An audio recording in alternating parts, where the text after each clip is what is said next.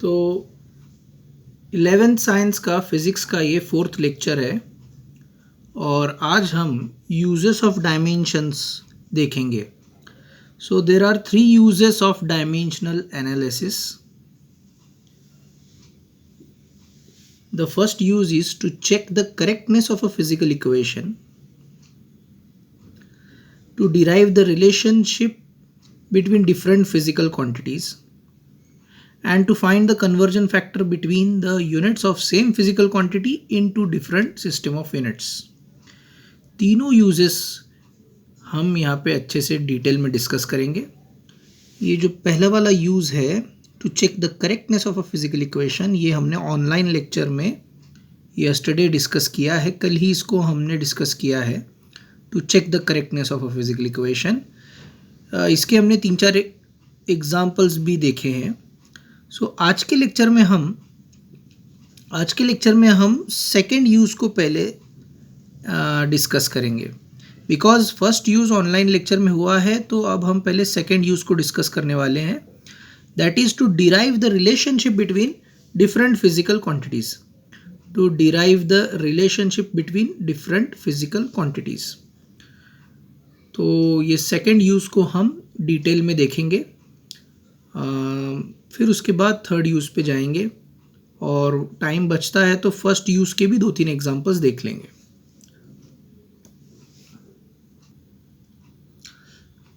हाँ, तो 11th science में फिज़िक्स का फर्स्ट चैप्टर है यूनिट्स एंड मेजरमेंट, और उसमें आज हम यूजेस ऑफ डायमेंशंस देखेंगे. और उसमें हमने सेकंड यूज़ को लिखा है यहाँ पे. सेकंड यूज़ हम देखने वाले हैं टू डिराइव और to establish the relationship between different physical quantities. Physical quantities होते हैं फोर्स, मास, टाइम, लेंथ वगैरह वगैरह. तो इन फिजिकल क्वांटिटीज़, जो डिफरेंट फिजिकल क्वांटिटीज़ हैं, उनके बीच हम रिलेशन बनाएंगे या रिलेशनशिप स्टैब्लिश करेंगे. ये बेसिकली जो एग्जांपल मैं लेने वाला हूँ ये आपको टेक्स्ट बुक में पेज नंबर 7 पर मिल जाएगा. तो उससे रिलेटेड जो क्वेश्चन एग्ज़ाम में आता है वो इस तरह से आता है. तो क्वेश्चन आएगा एग्ज़ाम में, the time period of simple pendulum depends upon length of pendulum and acceleration due to gravity. Okay, time period of simple pendulum depends upon length of pendulum and acceleration due to gravity. Simple pendulum का जो time period है, सब में पहले तो simple pendulum क्या चीज़ है, क्या होता है सिंपल पेंडुलम. सो अगर आपने एक रस्सी को फिक्स्ड सपोर्ट से बांधा है, रस्सी को हम यहाँ पे फिजिक्स की लैंग्वेज में स्ट्रिंग बोलेंगे. If the string is suspended from a rigid support and the other end of the string is attached with a small heavy metallic sphere,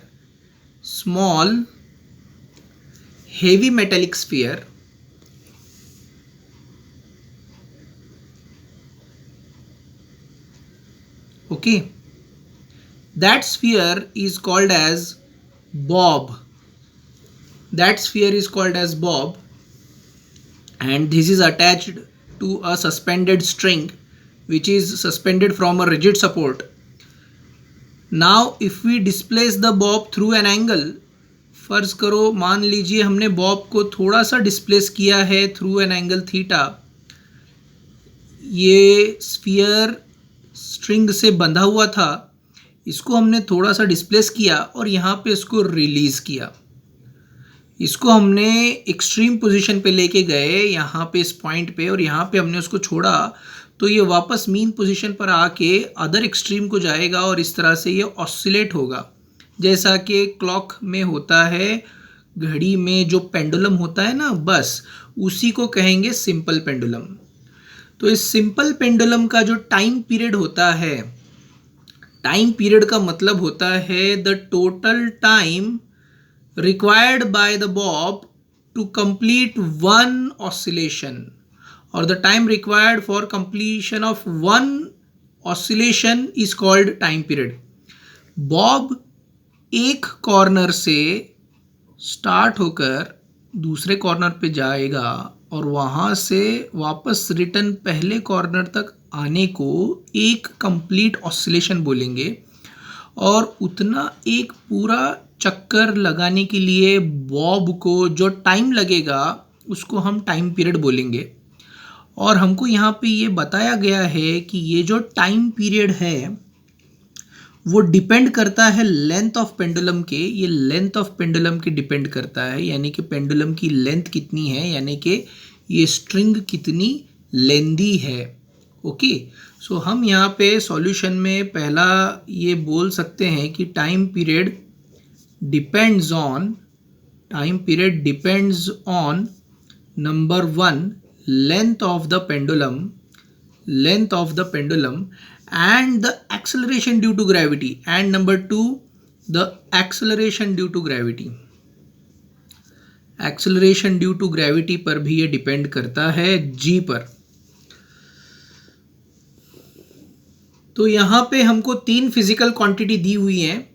पहला फिजिकल क्वांटिटी है टाइम, दूसरा फिजिकल क्वांटिटी है length, और तीसरी physical quantity है acceleration. Time, length and acceleration, there are 3 physical quantities. Okay, now we are using the dimensions and we are obtaining the expression for time period, यानी कि हम dimensions का use करके इन तीनों में एक रिलेशनशिप को स्टैब्लिश करेंगे। तो यही हमारा इंपॉर्टेंट यूज है। Okay, to derive the relationship, to establish the relationship between different physical quantities। तो यहाँ पे 3 physical quantities हैं, एक तो टाइम है, दूसरा लेंथ है, और तीसरा एक्सेलरेशन ड्यू टू ग्रेविटी है। तो ये टाइम, लेंथ और एक्सेलरेशन ड्यू टू ग्रेविटी के बीच में जो रिलेशनशिप हम स्टैब्लिश करने वाले हैं वो स्टैब्लिश करने के लिए हमको डायमेंशंस का यूज करना पड़ेगा। ओके, तो वो कैसे स्टैब्लिश होगा रिलेशन, वो हम यहाँ पे अभी देखते हैं। तो सब में पहले सॉल्यूशन में, और वो क्वेश्चन भी वही पूछा गया है, obtain the expression for the time period of simple pendulum. तो पहला सेंटेंस आपने ये लिखना है कि टाइम पीरियड जो है वो डिपेंड करता है, यानी कि प्रोपोर्शनल है लेंथ के और ग्रेविटी के। Okay, the time period of simple pendulum is proportional to length and gravity. But how it is proportional to length and gravity, वही हमको फाइंड करना है, यानी कि वो डायरेक्टली प्रोपोर्शनल है या इन्वर्सली प्रोपोर्शनल है, क्या वो लेंथ के स्क्वायर से प्रोपोर्शनल है, क्या लेंथ की क्यूब से प्रोपोर्शनल है, लेंथ का और ग्रेविटी का पावर क्या आना चाहिए वो हमको पता नहीं है, और वही हम डायमेंशंस का यूज़ करके फाइंड करेंगे। सो फर्स्ट ऑफ ऑल ये प्रोपोर्शनैलिटी साइन को हटाकर हम एक कांस्टेंट यहाँ पे k लिख देते हैं, k multiplied by length multiplied by acceleration due to gravity, और हम यहाँ पे लेंथ का पावर a लेंगे और ग्रेविटी का पावर b लेंगे, बिकॉज हमको ये पता नहीं है कि लेंथ और ग्रेविटी का पावर क्या होगा, वही हम डायमेंशन से फाइंड करने वाले हैं। सो यहाँ पर भी हम ये कंसिडर कर लेते हैं कि time period is proportional to length raise to a and gravity raise to b, acceleration due to gravity raise to b। तो अब यहाँ पे इसको हम इक्वेशन नंबर 1 बोलेंगे। अब देखिए ये टाइम पीरियड के डायमेंशंस क्या आते हैं। तो देखो, the dimensions of time period, that is capital T, are m0 l1 l0 t1। Obviously ये एक टाइम पीरियड यानी कि टाइम की कैटेगरी में आता है, इसलिए m0 l0 t1 आएगा, सिंपल सी बात है। अब देखते हैं डायमेंशंस ऑफ लेंथ कितना आता है। The dimensions of length of pendulum is equal to m0 L1 T0 आएगा। देखो पेंडुलम का लेंथ मेजर कर रहे हो यानी कि सिर्फ L1 आता है। सिमिलरली द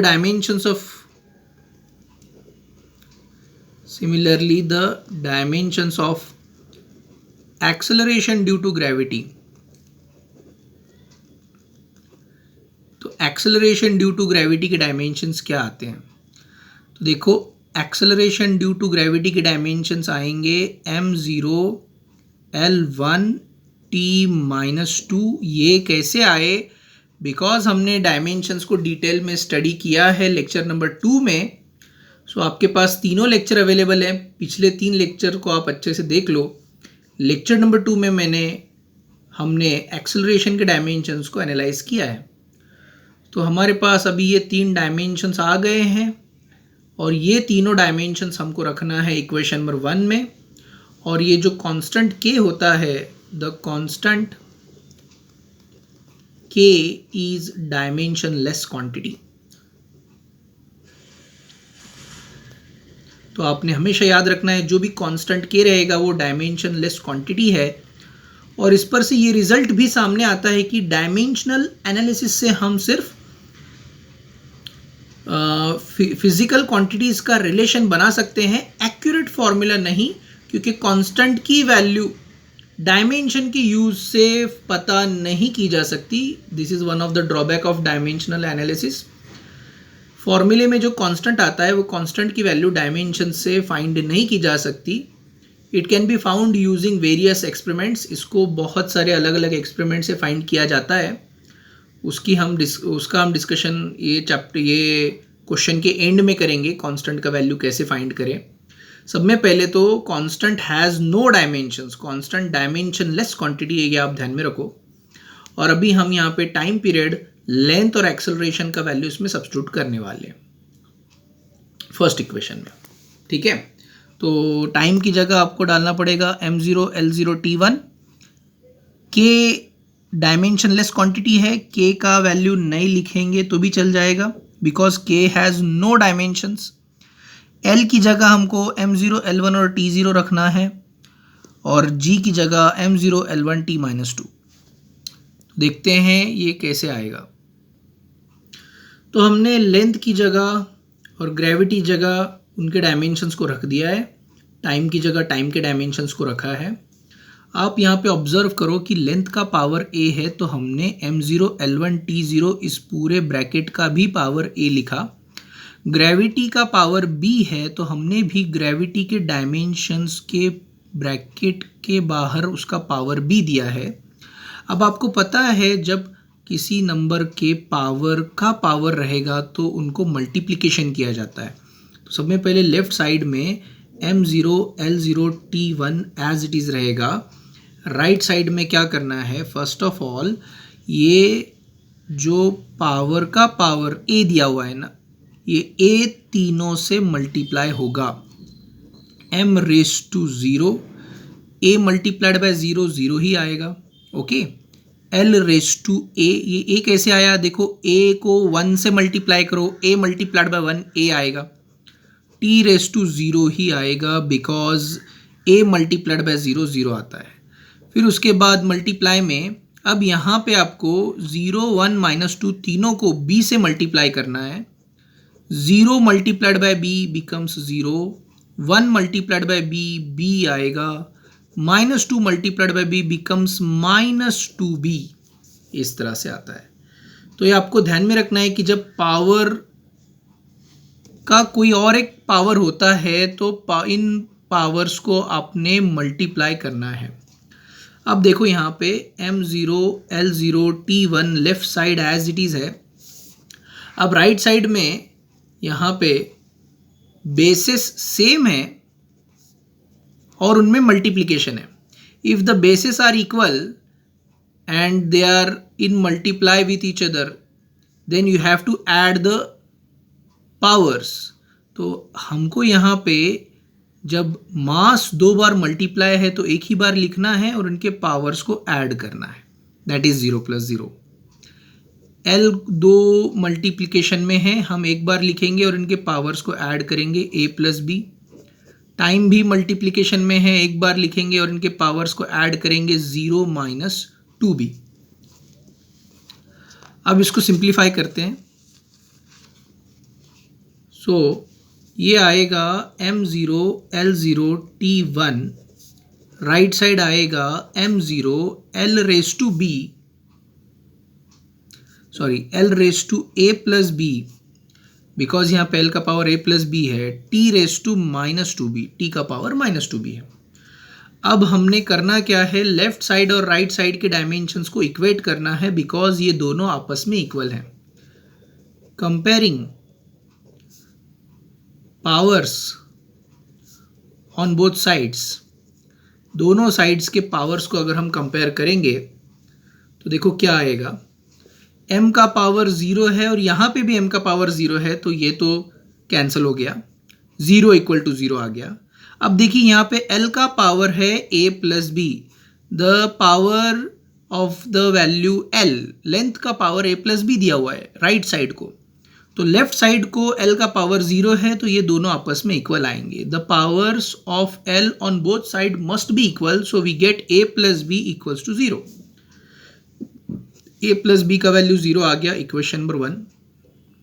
सिमिलरली टाइम के पावर्स दोनों जगह इक्वल होने चाहिए। राइट साइड को टाइम का पावर माइनस 2b दिया हुआ है और लेफ्ट साइड को टाइम का पावर 1 है, so we can write the second equation as minus 2b must be equals to 1। तो माइनस 2b का वैल्यू 1 हमने यहाँ पे लाया।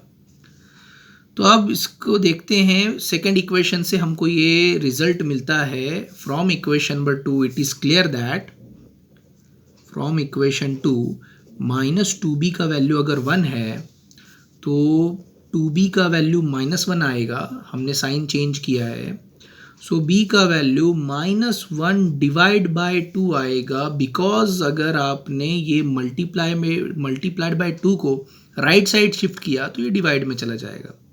सो इस तरह से हमको b का वैल्यू मिल गया माइनस 1 बाय 2। ओके, ये वैल्यू अगर हम इक्वेशन नंबर 1 में सब्स्टिट्यूट करेंगे, सो इक्वेशन 1 बिकम्स, इक्वेशन 1 इस तरह से बनेगी। इक्वेशन 1 का वैल्यू है a plus B equals to 0, b का वैल्यू माइनस 1 बाय 2 यहाँ पे सब्स्टिट्यूट कर दो, a plus minus 1 by 2 equals to 0, तो ये बनता है a plus minus minus 1 by 2 equals to 0। अब आपने करना क्या है, a को एज इट इज़ रखो, माइनस 1 बाय 2 को राइट साइड शिफ्ट करो, प्लस 1 बाय 2 आएगा। सो इस तरह से हमने a का वैल्यू भी फाइंड आउट किया है। a का वैल्यू हमको मिलता है प्लस 1 बाय 2। सो ये हो गई इक्वेशन नंबर 3 और ये इक्वेशन नंबर 4। इन वैल्यूज़ को हमें मेन फॉर्मूले में सब्स्टिट्यूट करना है, जो हमने लिखा था थोड़ी देर पहले, जो मेन फॉर्मूला था। ओके, जो मेन फॉर्मूला है वो मैं यहाँ पे लिखता हूँ। So the time period of simple pendulum is proportional to और equals to constant multiplied by length raise to a and gravity acceleration due to gravity raise to b। ये फॉर्मूला मुझे लगता है आपने लिखा होगा, और इस फॉर्मूले में हमने a का वैल्यू प्लस 1 बाय 2, a का वैल्यू प्लस 1 बाय 2 सब्स्टिट्यूट करना है और b का वैल्यू माइनस 1 बाय 2 रख देना है। तो ये आपने डायमेंशंस का यूज़ किया और a और b के कांस्टेंट्स जो हैं उनकी वैल्यूज़ हमने फाइंड की, बट डायमेंशन से जो कैपिटल K कांस्टेंट है उसकी वैल्यू फाइंड नहीं की जा सकती। We can find the relation between the three physical quantities time period, length and acceleration due to gravity, but we cannot find the constant using dimensions। ठीक है, तो देखेंगे फॉर्मूला किस तरह से बनता है। सो टाइम पीरियड का फॉर्मूला बनता है constant multiplied by length raise to half divided by gravity raise to half, acceleration due to gravity raise to half. देखो हमने यहाँ पे क्या किया, एक्सेलरेशन ड्यू टू ग्रेविटी का पावर माइनस 1 बाय 2 था, उसको डिनोमिनेटर में शिफ्ट किया तो ये प्लस 1 बाय 2 हो गया। अब आपको पता है दोनों का पावर अगर सेम हो तो हम L divided by G raise to 1 by 2 एक साथ लिख सकते हैं। ये बेसिक रूल्स हैं इंडाइसिस के। ओके, अगर दो नंबर्स डिवाइड में हैं और दोनों का पावर सेम है तो वो दोनों नंबर्स का एक ही बार पावर लिख सकते हैं। अब आपको ये भी पता है कि किसी भी नंबर का स्क्वायर रूट यानी कि उस नंबर का पावर हाफ होता है।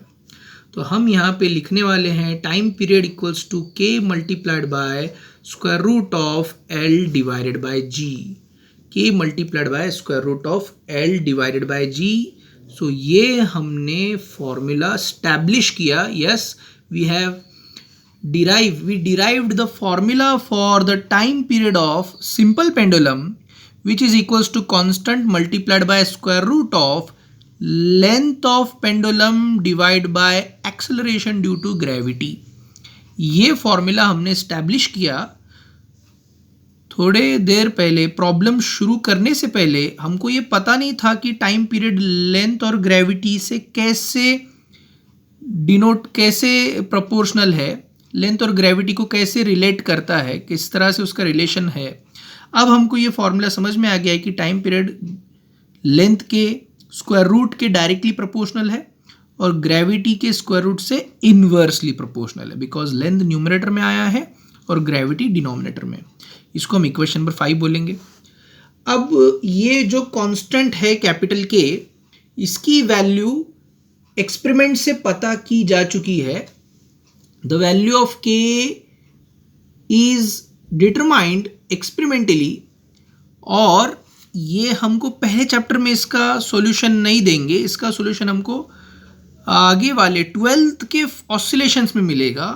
अब ये इसकी वैल्यू जो आती है बाय एक्सपेरिमेंट्स से इसकी वैल्यू हमको समझ में आती है by various experiments. The value of के इज इक्वल्स टू 2 पाई। के की वैल्यू कितनी आती है? 2 पाई। सब बच्चों के, सभी स्टूडेंट्स के माइंड में ये क्वेश्चन अराइज होता है कि ये 2 पाई वैल्यू कैसे आई। सो ये 2 पाई वैल्यू कैसे आई, इसका रीज़न समझने के लिए आपको 12th स्टैंडर्ड का ऑसिलेशन पढ़ना पड़ेगा। सो 12th स्टैंडर्ड का चैप्टर नंबर 5 ऑसिलेशन पढ़ना पड़ेगा, तब आपको ये रीज़न समझ आएगा। अगर अभी हम उसके बारे में डिटेल में देखेंगे तो और आधा घंटा जाएगा। फिलहाल को हमें जो क्वेश्चन दिया हुआ था वो फुलफिल हो गया है, उसका आंसर हमने पूरा बताया है। We establish the relationship between time period, length and acceleration due to gravity. इतना हमको फर्स्ट चैप्टर के लिए इतना नॉलेज इनफ है। सो फाइनली हम इसका फॉर्मूला इस तरह से लिखेंगे। ओके, तो time period equals to 2 pi multiplied by L by G. तो ये रिलेशन आ गया फाइनल आंसर।